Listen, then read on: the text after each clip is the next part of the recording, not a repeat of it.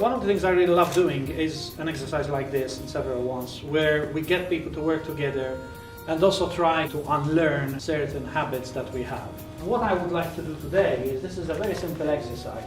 You working in a group and making a work of art, which actually you will be very collectively responsible for. So it's not a question of, this is my picture, this is my little image, but actually this is our pictures. This is our image, this is our artwork. Resist trying to make pictures. So don't try to kind of make faces or stuff like that. Try to resist that. Try to do something which is very different. Try to push yourself into just marking. And let the mark, let the line take you wherever it takes you. There's no one here who's better than others. It's how you work together to negotiate the spaces and then make sure that your work at the end stands and you're happy with it. Think about subject, meaning what are you looking at? Maybe think about content. Also, what do you think it might be saying? Hello everyone, thank you for coming to this showing. I call this piece Rosebud Thorn.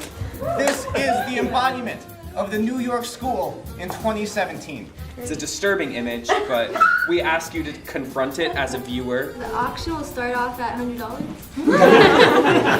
I think we could get more for this. Okay, yes, we're having fun, but these are the things that will serve you in life as you get older.